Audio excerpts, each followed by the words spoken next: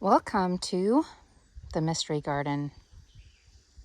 It's not really a mystery, but some of the plants are a mystery. So this is planted by our house where we currently live. This is a bunch of spoon tomatoes. These were free seeds sent to me from Baker Creek. And so I grew a lot of them. And you can see the pollinators really busy at work. Like, we really have no idea, most people have no idea how important these pollinators are. Because if your plants don't get pollinated, they're not going to grow. They'll grow. You have a lot of greenery, but you won't have anything significant in terms of fruit. So spoon tomatoes are, let's see if you can see these back here. Oh, super, super tiny. I'm not a big fan of tomatoes personally, but I don't know. I might be able to eat these because they're so little. If I throw them in salads and stuff like that. Look at some more pollinators going at it.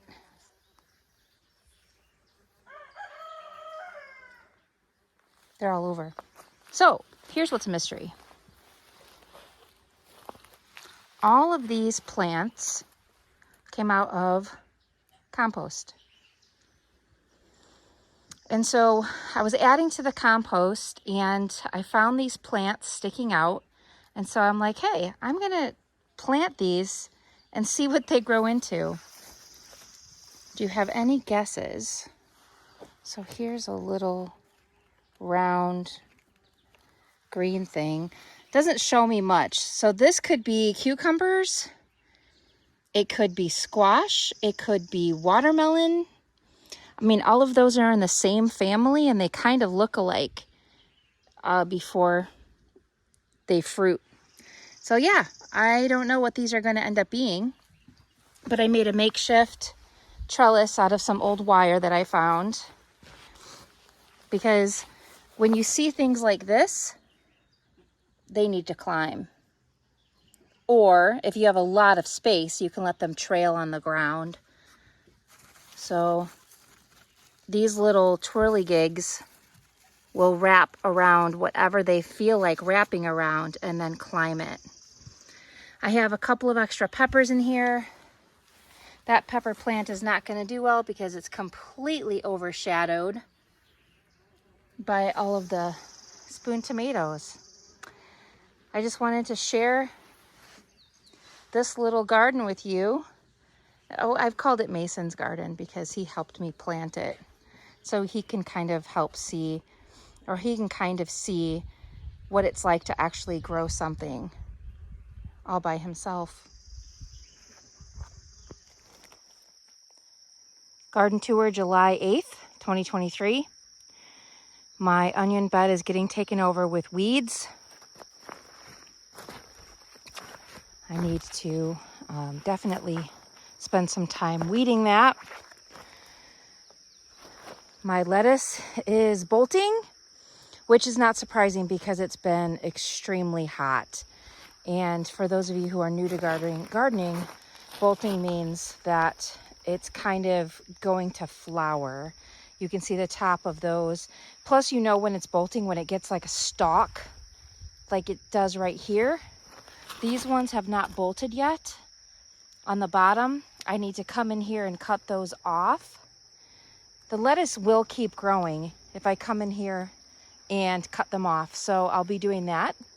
This right here is chamomile. I'm super excited to see that starting to grow. That should come back year after year. The kale is doing great. I do have some pest problems throughout the garden. You can see here something's been eating the kale, like demolishing it. I wonder if that's beetles. I don't see any on it right now, but more than likely that's probably what's doing it. Here's one of the pests right now. it looks like some kind of beetle, but it's on, I think that's nettle. So we've got some beets here. Those should be ready for harvest pretty soon. I also started some new beet seeds. I see some of them coming up in here. I probably need to get in here and thin them a little bit and get the weeds out. These are bush beans. They're doing all right. Over here I've got some purple kohlrabi. You can see the kohlrabi starting to form there. It's like a little nodule. I need to put some more kohlrabi seeds in here because not a lot of it has grown. There's some more bush beans growing here. Bush beans growing here. Looks like something might have gotten into my garden over here. I'm going to have to staple that down and get the weeds out. Ah, that's a weed? What are those little things? I have no idea what those are. They can't be good for your garden, even though that's a weed. These are purple bush beans. We've got a lovely pollinator coming in. Go, pollinator, go. So this is zucchini. I harvested a nice sized one yesterday. I was having issues because my zucchini were growing and then rotting. And what that means is two things. One, lack of calcium, or two, pollinator problems. Pollinator problems meaning the pollinators can't get in and pollinate. So what I did is, you can see a lot of these are cut off, is I trimmed them. And now the sun can get to the flowers, and also the pollinators have better access to the flowers. And I'm seeing a whole lot more future flowers popping up, which means a whole lot more. Here, let's go see that pollinator in action. So that flower is open, and we have a bee down in there pollinating. It's so cool. With the zucchini, I have some more purple bush beans. Those are just beautiful. I don't think I have any beans growing yet. Oh, there's a couple. There are a couple in here. They're small. Little purple beans. And here's some more zucchini. I did the exact same thing over here because I had the same problem with rot. And we've got a beautiful zucchini right here. It could probably use one more day, or I can take it now. And there are two down there growing, so I'll probably wait till tomorrow and see how that happens to make them grow better. And then we have cabbage here that are growing nicely. Again, pest problems and weeds. I got to get in here and dig them out. And this is romaine lettuce. That can be cut as well and used. I just hear the buzz, buzz, buzz of the pollinators. That makes me really, really happy. I have a lot of bumblebees. Here you go. Go on in there, bee. The rhubarb is doing okay, although it's a spring crop, so I'm just going to leave it until next spring. I have some Chinese cabbage in here that looks like it's getting eradicated. I see a slug over there. That's unfortunate. Borage. Look at those pretty flowers. Borage is really good for all kinds of stuff. It's just a flower, but it's not just a flower. It does a whole lot of really wonderful things. I forget what this is. I completely forget what this is down here. Is that Chinese cabbage? I have no idea. And of course I forgot to put a sign. Who knows? All right, here is the group of tomatoes without horse manure. They're kind of spindly and skinny. Whenever I get a chance, I take the suckers out, which grow in the in the middle, like right here. I take those out whenever I see them. And I've been tying them up. That one over there is looking really, really good. It's called Black Beauty. It's like got the darker stalks. I got a couple of tomatoes growing, but a few of my tomatoes I've noticed already are having issues because there is some kind of worm that's getting into them. Yep, this one has that problem too. Oh my gosh, this is just abundantly frustrating because I'm not going to be able to grow stuff if I'm constantly having to fight pests, but I guess that's the name of the game with gardening, but it's really freaking annoying. I'm going to get a sprayer and spray some neem oil all over. My peppers are getting overheated, and so I'm going to use some shade cloth, and I'm going to wrap shade cloth around all my pepper beds to give them some respite from this very, very hot sun.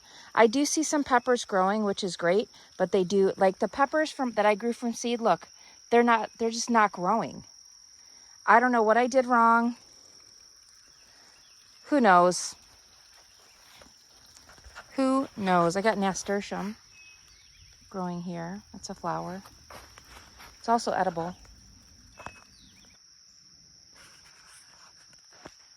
These are my potato bugs.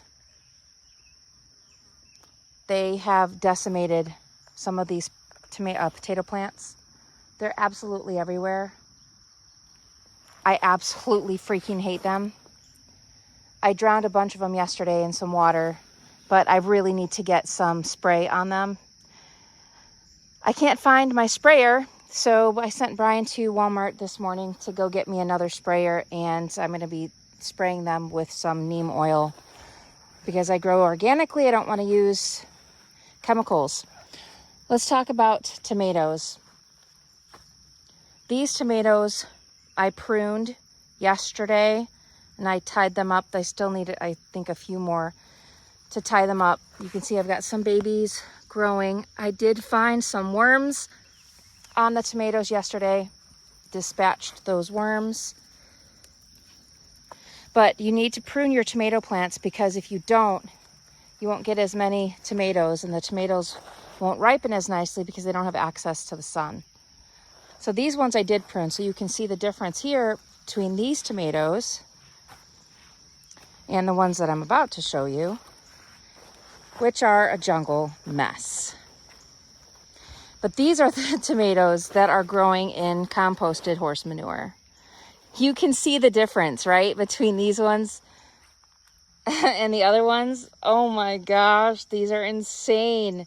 Just looking at this gives me slight anxiety because it's like, how am I going to get in here and prune them and tie them up? It's just a little bit stressful. But if the worms are getting to these ones too. Honestly, if I find those SOBs, they're going to my chickens so they can die a painful death. But this is what they do. There's no point in even letting that grow. I have Brussels sprouts here. It's a little bit tight for these Brussels sprouts in here. They're going to grow pretty darn tall. Getting that weed out. They're doing all right.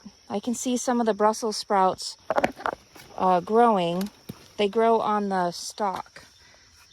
Let's see if you can see them.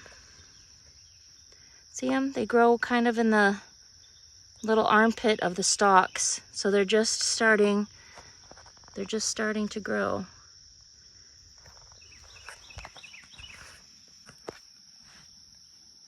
These are my sweet potatoes.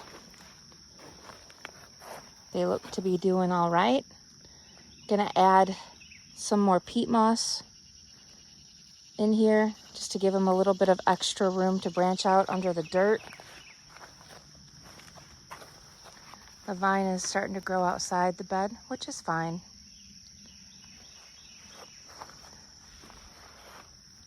This is my really big potato bed. I just showed you the other side with all of the horrible bugs.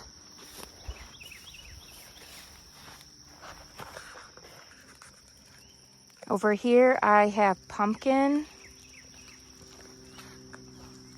a random okra plant that I completely bought on accident because I don't eat okra. Something will eat the okra if it grows. And then I have some watermelon, and there's some baby watermelons growing. See if we can zoom in and see that little baby right there. Under the flower, there's a tiny little baby watermelon. These are sugar babies.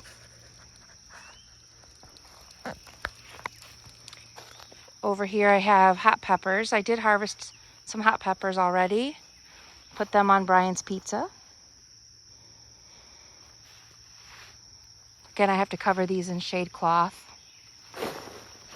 The quinoa,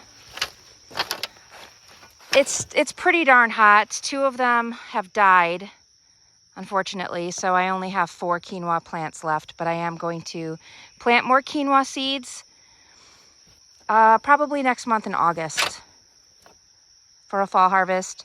I do still have amaranth seeds under here. I can see a few seedlings popping out. I don't know if you can see them or not. Little green. They're there. Over here we have some various types of squash that are going to climb up.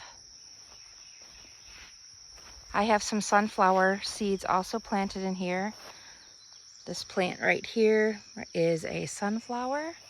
So these seem to be doing pretty good. Over here, acorn squash. Those are still pretty small, but I planted those from seed. Over here I have eggplants. I can see a couple of the seedlings popping up out of the ground. And then I have sunflowers growing also. And then the pole beans. Something is eating the pole beans. I don't know what's going on over here, but so I'm just going to spray them with the neem oil and see what's going on. I have netting here. I don't know. I don't know what's eating them. I also planted more seeds yesterday to get some more pole bean plants going and climbing up.